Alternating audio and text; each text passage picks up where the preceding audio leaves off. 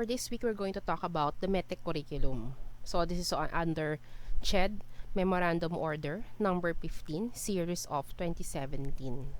So this is also known as the PSG, or the Policy Standards and Guidelines for the Bachelor of Science in Medical Technology / Medical Laboratory Science BSMT MLS program.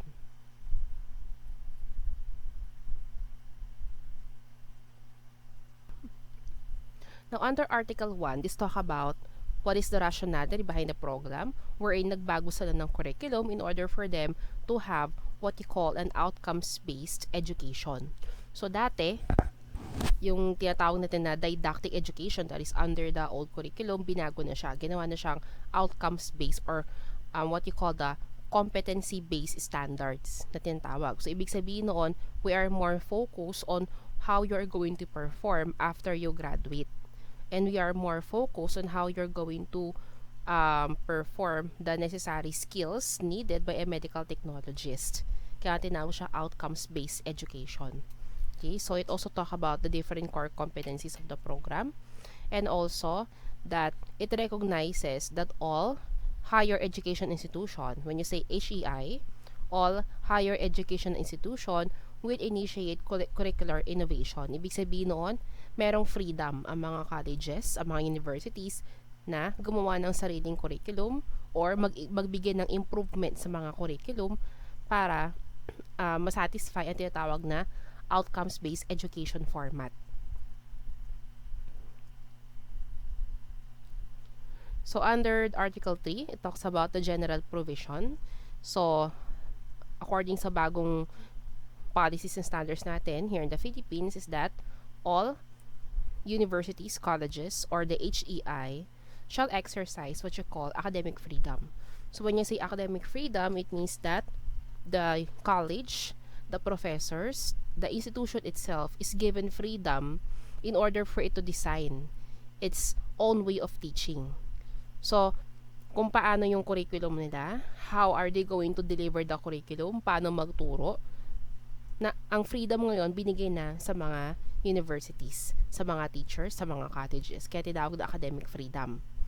So again, they will exercise academic freedom in its curricular offerings but must comply with the minimum requirements. So meron pa rin tayong minimum standards being given by the CHED.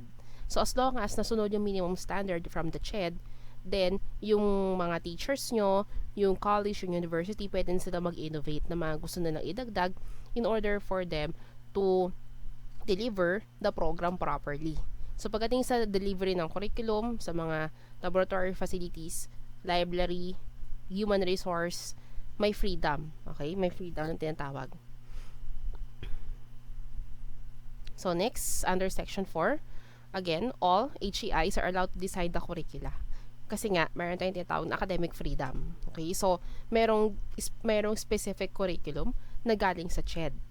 That is what you call the minimum requirement. And then, if the college or the school wants to add another subjects to that or wants to innovate sa ating university, sa ating program, meron tayo dinagdag na special diagnostics or the SPDX, diba? So, pagdating nyo ng third year, ituturo din sa inyo ano ba yung mga other work of a medical technologist. Kasi kapag medtech ka, pwede ka rin magtrabaho sa heart station. So, pwede ka rin gumawa ng ECG. Kapag ECG kasi, usually trabaho yan ng mga nurses. But, a medical technologist can also do that.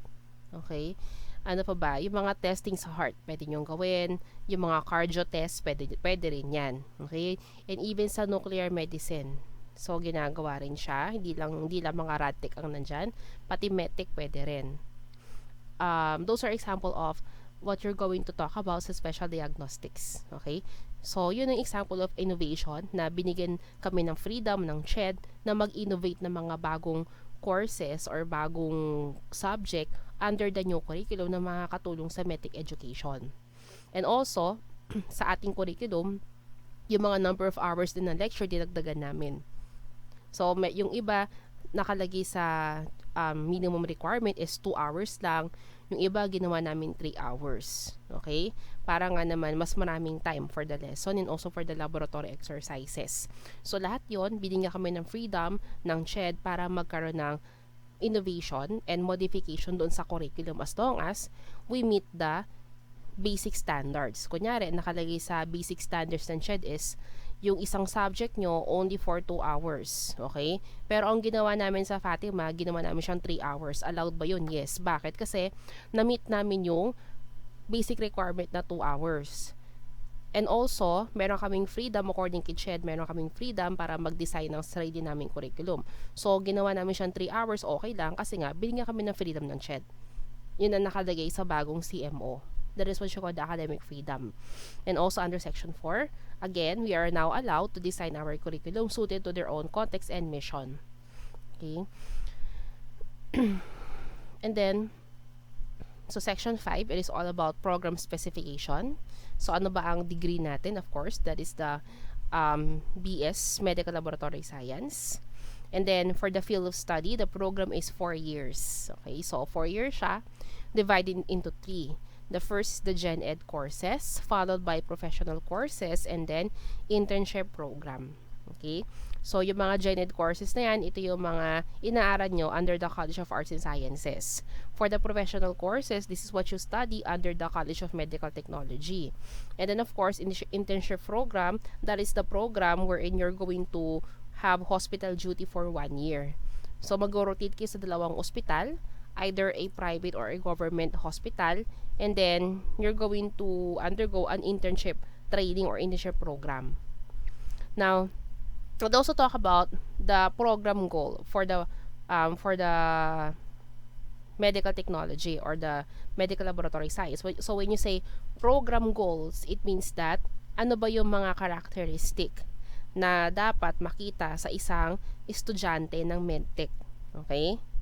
And then, ano ba yung mga characteristic that is being expected to see after you graduate? Kaya nga tinawag siyang program goals. So, ano yung mga characteristic na dapat matutunan mo habang nag-aaral ka?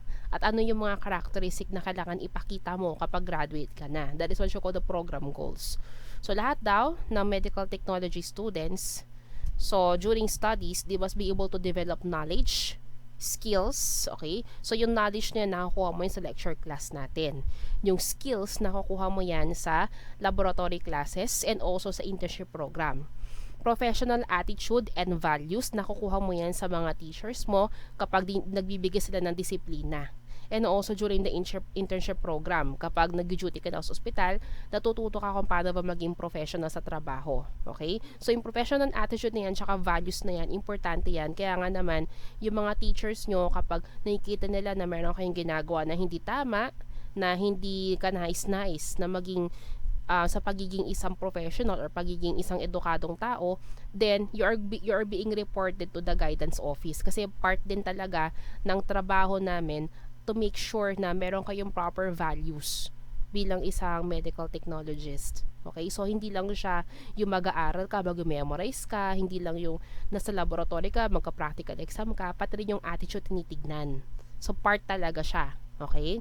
Again, professional attitude and values in the performance of clinical laboratory procedure needed to help the physician in the proper diagnosis, treatment, prognosis, and prevention of diseases.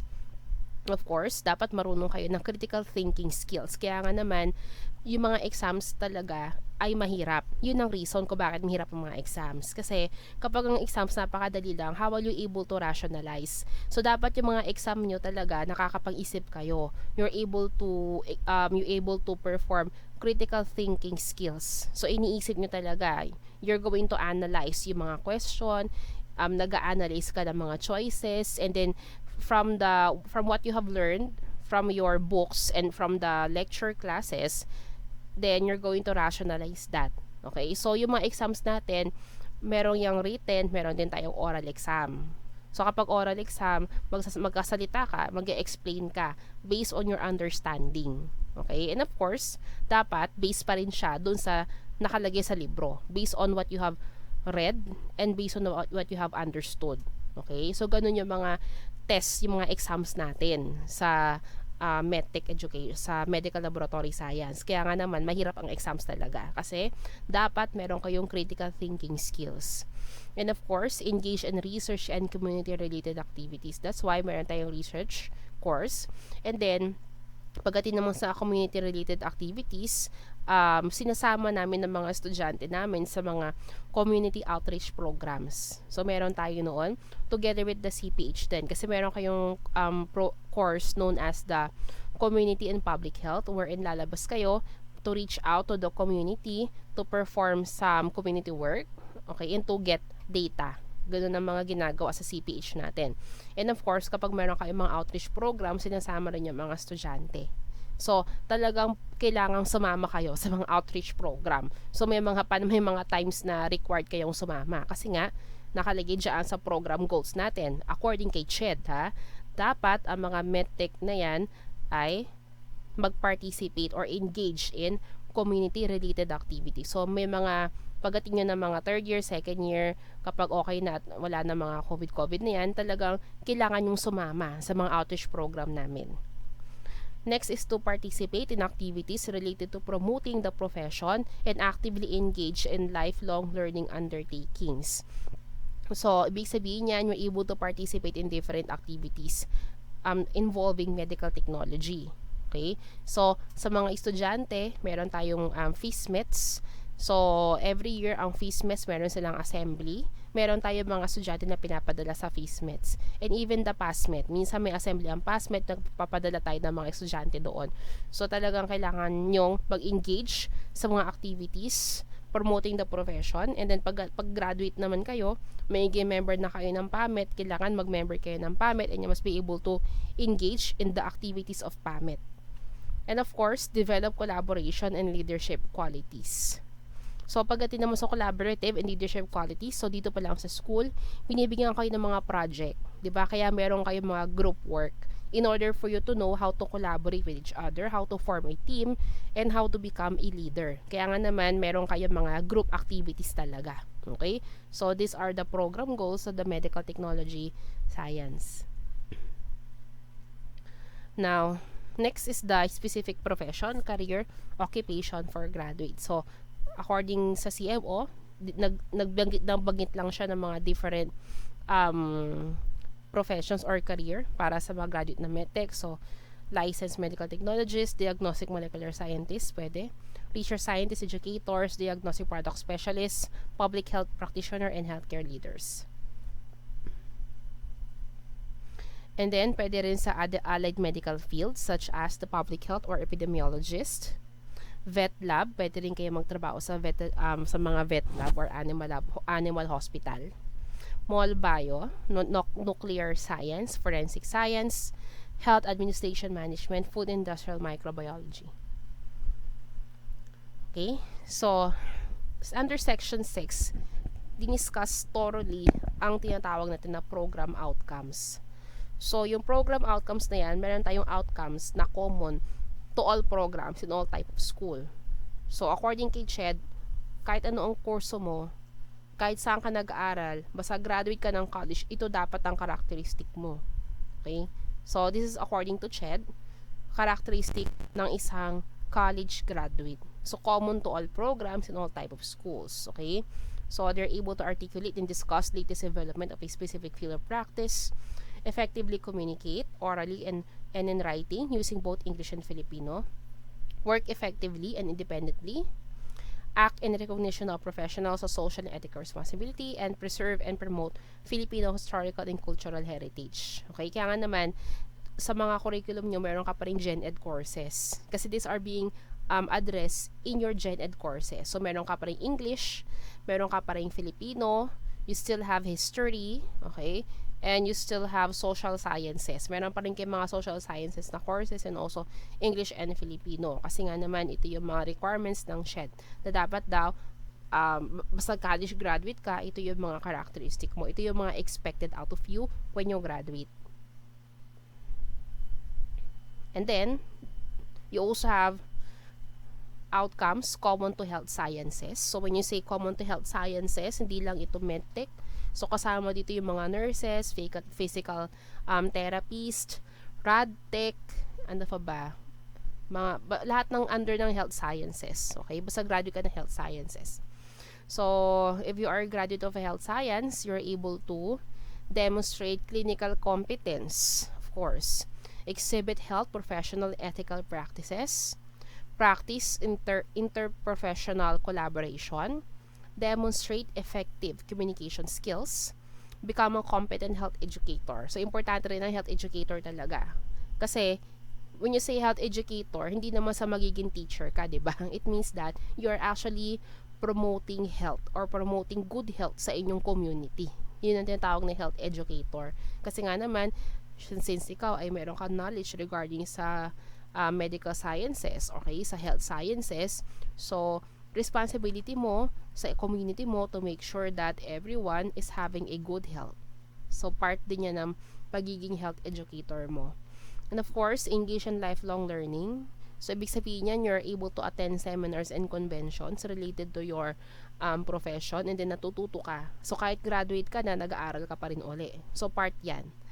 And also, sound leadership, managerial systematic approach to healthcare, engage in research, development, utilization, and of course, take active role in social advocacies and mobilization. So, those are expected, common to all health sciences. So, paano naman yung under sa Medtech or Medical Laboratory Science Program? So, these are the different program objectives. So, first, you must be able to demonstrate technical competence. So, when you say technical competence, alam mo kung paano ba gawin yung mga laboratory tests. Hindi lang sa alam, pero kaya mong gawin. Okay? Iba yung may knowledge ka lang sa meron kang skills. Kaya nga tinahong na technical competence. Kasi kapag competency, ibig sabihin nun, you have the proper knowledge and the proper skills to do a certain task. Diba? So, alam mo kung paano kumuha ng dugo at marunong kang kumuha ng dugo. Alam mo kung paano mag-test ng urine and marunong kang mag-test ng urine. Alam mo yung step-by-step procedure on how to test the urine and alam mo siyang gawin. Ginagawa mo siya at kaya mo siyang gawin. Okay? So, again, demonstrate technical competence in the performance of clinical laboratory tests in aid of diagnosis, treatment, and management of disease vis-a-vis biosafety and waste management. So, under pa rin of course, kaya nga tinuro sa inyo sa basic pa lang yung first year, yung biosafety and waste management. Actually, class, pagdating nyo ng third year, lahat ng mga subject nyo, uulitin pa rin ng biosafety and waste management. Hindi mo hawala yan. Kasi nga, it is very important that you're able to perform that. Okay? And then, demonstrate analytical and critical thinking skills in the workplace. Okay, so hindi lang enough na alam mo kung paano siya gawin. Dapat alam mo rin kung paano mag-rationalize. For example, ang pag-collect ng blood, 'di ba? Ang pagko-collect ng blood, kaya yang gawin ng mga nurses. Actually, mga nurses sa US, ginagawa nila yan. Nagko-collect din sila ng blood. Okay? Pero, kapag medtech ka, meron ka tinatawag na critical and analytical thinking skills. So, ibig sabihin noon, yung blood na yan na kinuha ng nurse, pag dumating yan sa workstation mo, kapag nagtitest ka na ng blood, and then yung results niya, nakita mo, merong kakaiba sa result. So, just from that result, looking at the result, masasabi mo na nagkaroon ng problema sa blood collection. So, doon nagkaiba yung skills and critical thinking. Okay?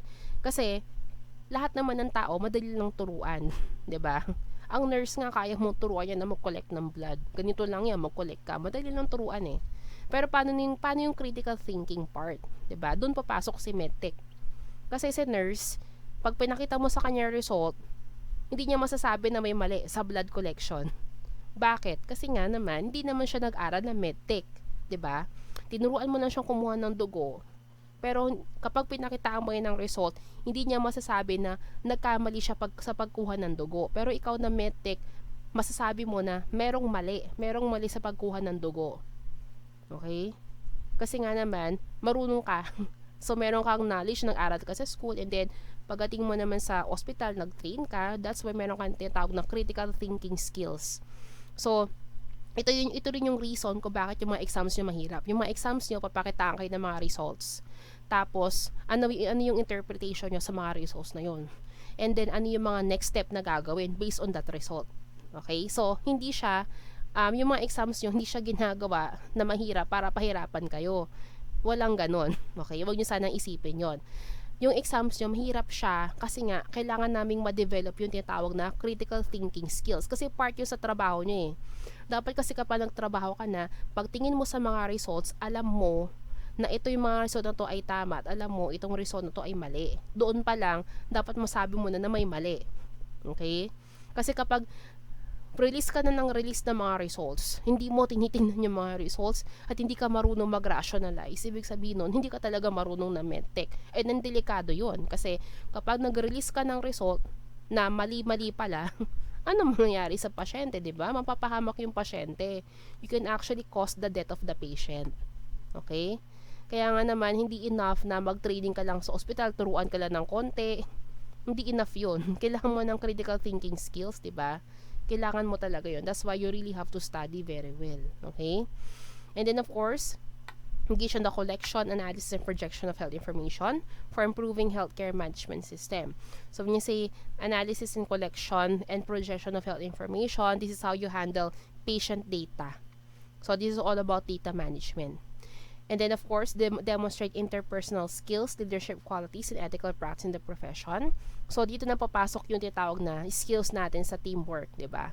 So dapat kapag ikaw ay nag-work bilang isang medical technologist, dapat marunong ka makisama doon sa mga katrabaho mo, and of course, dapat marunong ka magpakita ng leadership qualities. So yung skills na to, sinasanay namin kapag binibigyan namin kayo ng mga project, di ba? Mga group project. Okay? Kasi doon pa lang sa mga group project na yan, natututo ka paano makisama, how are you going to work together, and how you're going to collaborate. Kaya nga naman, kapag group project talaga, mahigpit din kami. Kasi kapag ang group project ay hindi maayos, ibig sabihin niyan, yung mga members na yan, hindi yan magiging maayos na sa ospital. Okay? So, mahirap din sila magiging katrabaho kasi nga, wala silang tinatawag na teamwork. Hindi sila marunong pakita ng leadership and interpersonal skills. And then, of course, apply research skills in relevant areas of medical technology. That's why we have the research course. So pagdating ng 4th year, meron kayong research. And then of course, participate in community-oriented activities. That's why sabi ko nga kanina, lahat kayo ay being required to participate in community outreach program. So yung mga program ng colleges, kailangan nyo sumama. And of course, engage in lifelong learning activities. Ibig sabihin ng lifelong learning activities na yan ay yun nga, kapag member ka na ng PAMET, you're able to attend the conventions. And then, demonstrate effective learning or effective teaching and communication skills. Now, ano naman yung mga tinatawag na performance indicator? So, when you say performance indicator, ito yung mga titignan sa inyo para masabi that you're able to exhibit the desired outcome. Di ba kanina meron tayong mga program outcomes, ito yung program outcomes natin. And then, ano yung mga indicators na titignan sa inyo para masabi na totoo nga that you're actually competent, na meron kang analytical and critical thinking skills. Okay? So, the first one, again, sabi ko nga kanina, demonstrate technical competence in the performance of clinical laboratory tests. So, para masabing competent ka, kapag graduate ka na, dapat kaya mong gawin itong mga to. So, first, you're able to collect and handle and process biological specimens properly and safely. So, you're able to perform the different laboratory tests. Marunong ka mag-interpret and analyze ng mga results. You're able to monitor the testing procedure and equipment. Pati yung mga machine, marunong ka dapat sa mga makina. 'Di ba? Kasi nga ito yung tinatawag natin na technical competency pagdating sa quality assurance. So, marunong ko na mag-run ng mga quality control. Alam mo, kapag yung mga test ay merong mali, alam mo kung may mga flagging na tinatawag or yung mga extreme na result. Kasi kapag yung mga result may mga spike yan, may problema sa machine or sa sample. Okay? And of course, marunong ka mag-operate ng mga instrument. And then, you're able to adhere to all laboratory safety rules and regulations. Of course, yung mga biosafety natin, pinapractice mo na siya. Kung sa school, nag-aral ka ng mga biosafety, pagdating naman sa work, sa trabaho, you're actually practicing biosafety. So, nagsusuot ka ng PPE, alam mo kung saan itapon ng mga basura properly and all. So, you're able to use computers and lab software competently. Discuss appropriate and novel technology for medical technology and med lab science application. So, ibig sabihin ng novel technology, ito yung mga bago. Saan mo yan natututunan? Natututunan mo yan when you are attending conventions and seminar. Kaya nga naman, important na maging member kayo ng PAMET once you're able to graduate. Kapag graduate na kayo at RMT na kayo, dapat member kayo ng PAMET. Kasi nga naman, yung PAMET, this is an organization that will give you what you call continuing education. Sila nagbibigay ng mga seminars natin, seminars and trainings, 'di ba? So, again, since nag-a-attend ka ng mga, since you're able to attend the conventions, trainings, and seminars from PAMET, ibig sabihin noon, kaya mo ring i-discuss sa workplace mo ano ba yung mga bago na natutunan mo pagdating sa medical technology. And then, of course, able to carry out the evaluation of new procedure and instrument kasi nga naman updated ka. So, kapag may bagong dumarating na mga materials or mga instrument na hindi mo natutunan sa school, mga bagong innovation ng technology, okay, you're able to evaluate those new innovations kung working ba siya or hindi. Kasi nga naman, continuous ang education mo.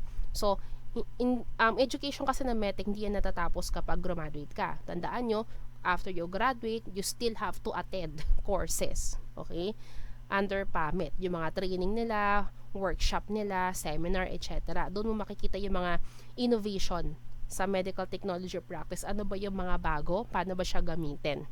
Okay? And again, apply principles of educational methodology and laboratory management. So, pangalawa, demonstrate analytical and critical thinking skills in the workplace. So, ito nga yung sinasabi ko kanina na hindi lang enough na marunong kang kumuha ng dugo. Dapat, alam mo kung tama ba yung process na nangyayari. Okay? So, pag tinignan mo yung result, alam mo na tama yung result, walang mali sa testing, walang mali doon sa blood collection. Okay? So, sabi dyan, the graduate shall be able to demonstrate the skills in quality assurance and continuous quality improvement. Okay, so when you say skills in quality assurance, ibig sabihin niyan is you're able to know kung yung mga machines nyo ba ay gumagana ng tama. You're able to demonstrate the skills to assess if those reagents are working properly. Kasi hindi lang enough na nakita ka ng result, nag-run ka ng test, naglabas ka ng result, 'di ba? Sabi ko nga kanina, before you release the result, make sure tama yung mga resulta na 'yan. And then kapag ikaw ay Medtech, makikita mo kung saan may mali. May mali ba sa blood collection? May mali ba sa makina? May mali ba sa mga reagent? Doon papasok yung tawag ng quality assurance natin and continuous quality improvement.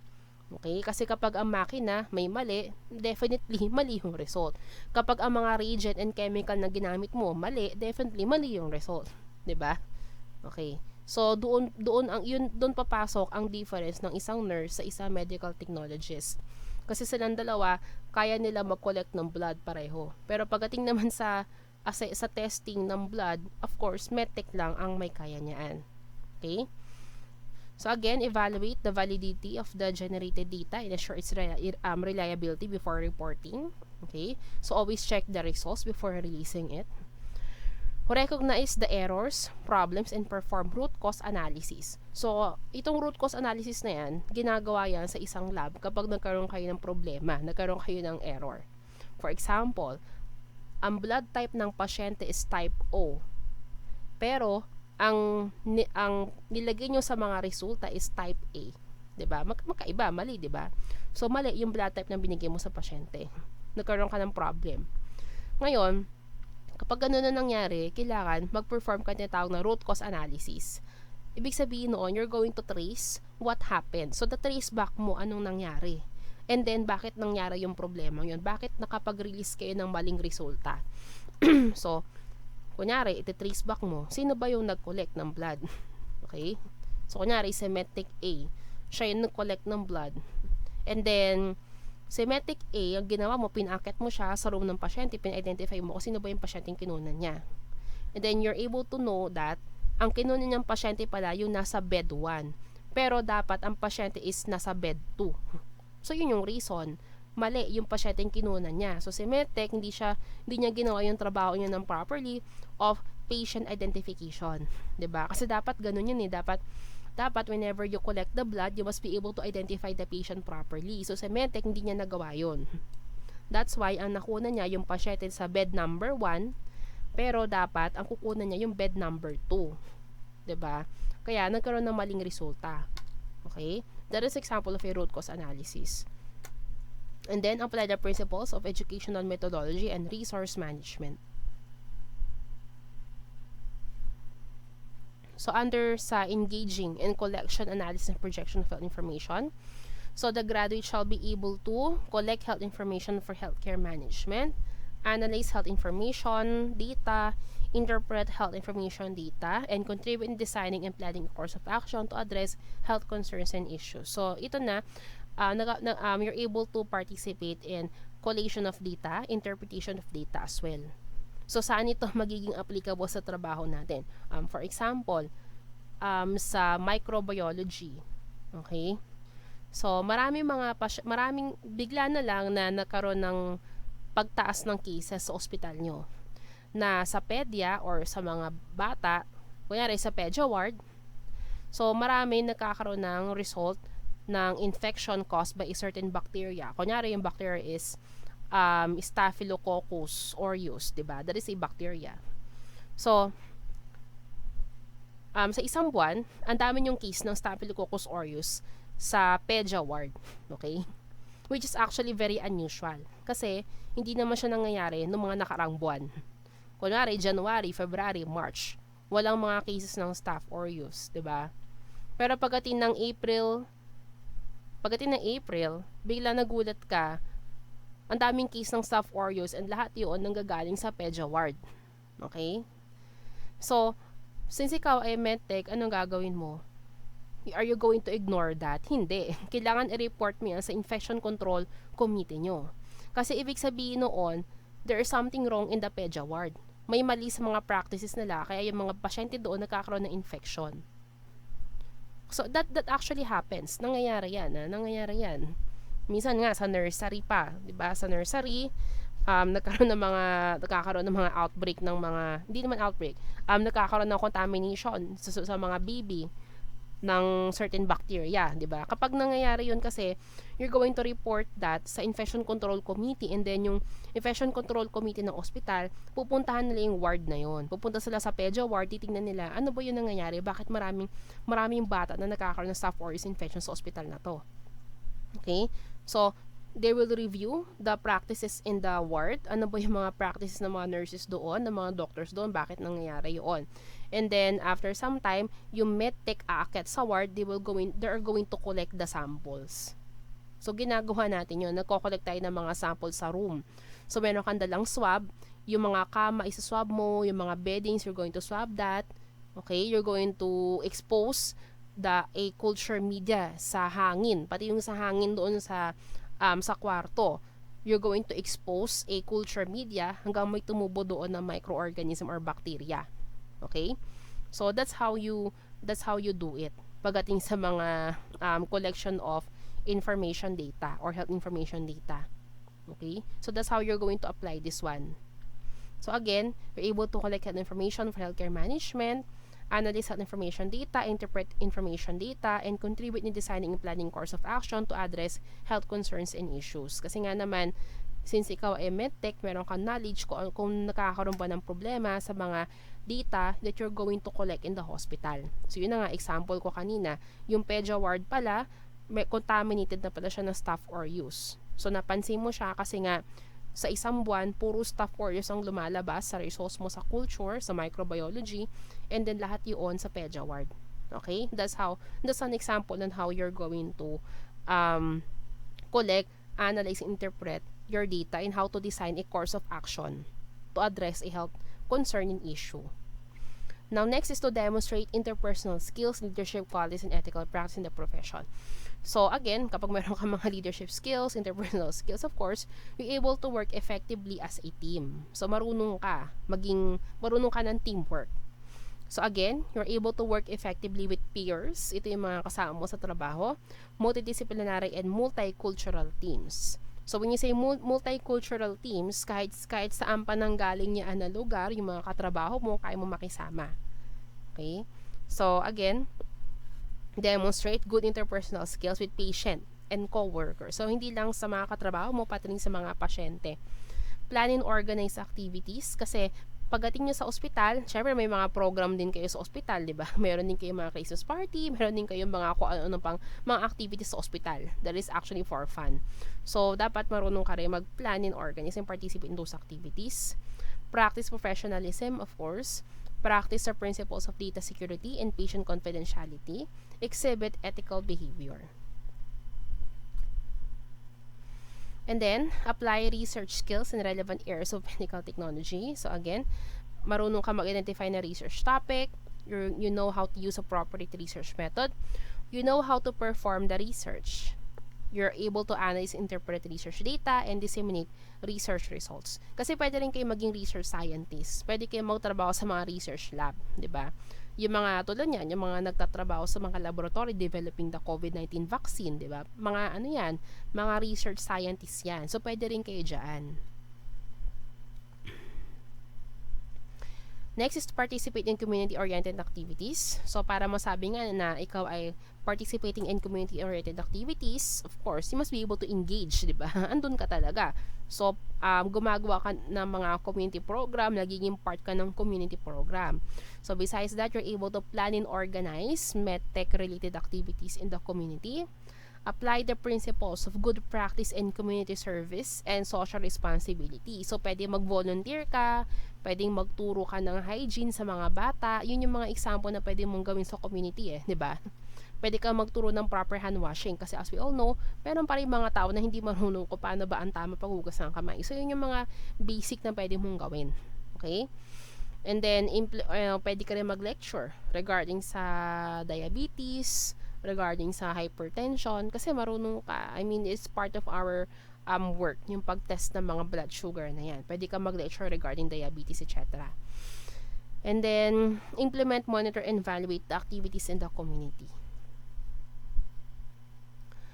Next is engage in lifelong learning activities. So again, kapag graduate ka na Medtech, you're able to discuss trends and development in the medical technology or medical laboratory science practice. So ito yung mga trends and development na yan. Again, nakukuha mo yan when you attend conventions and seminars. And then, of course, you're able to participate in professional organization and engage in continuing professional development activities. So, magiging part ka ng PAMET. Kaya tinawag na participate in professional organization. So, dapat member ka ng PAMET. And then, you are participating sa mga activities ng PAMET. So, nag-a-attend ka ng mga conventions, seminars, trainings, workshop, etc. And demonstrate effective teaching and communication skills. So, kapag communication skills and teaching skills, hindi naman sinasabi na magturo ka ng Medtech, okay? So, this is all about health education. So, pinaka-simple dyan on how are you going to do this is to give instructions to the patient. Kasi nga naman, kunyari, yung urine, di ba? Yung urine na yan, ang nagko-collect talaga yun yung pasyente, di ba? Kasi ambulatory naman siya. So, pag binigay mo yung urine cup sa pasyente, hindi lang enough na, ito na, ma'am, sir, ito na, lagyan mo to ng ihi. Hindi enough na ganun, 'di ba? Bibigyan mo ng proper instructions. Ma'am, sir, ito po yung urine cup. Dito nyo po ilalagay yung ihi nyo. Ang gagawin nyo po, ihi muna kayo, and then yung gitnang ihi, yun po yung sasaluhin nyo. Tapos po, dapat po puno. Okay? Yun ang example of giving proper information to the patient. Hindi lang basta na, ito yung urine cup, umihi ka na doon. Hindi ganon. Sasabihan mo yung pasyente na, ma'am, yung unang labas ng ihi nyo, huwag yung i-collect. Ang i-collect nyo, yung nasa gitna na labas ng ihi nyo. Tapos, dapat puno. Kapag puno na, takpan nyo na to, ibalik nyo dito sa laboratory, within 30 minutes, dapat andito na. Okay? Ganon ang proper way of giving information to the patient. That is an example. And then of course, importante rin yung language or dialect na ginamit mo. Naman kapag Kapampangan yan, dapat Kapampangan din yung ginamit mo. Or kapag nasa Manila ka, dapat Tagalog yung gagamitin mo. Kapag nasa ibang bansa ka, dapat of course, yung kung anong language nila doon, 'di ba? Kung English man yan or Arabic, etc. Okay? So implement proper classroom management and instruction. Ito yung pag nagtuturo ka na Medtech. Follow oral and written instructions, prepare correct communication materials, and communicate effectively across multiple platforms. So next is the curriculum.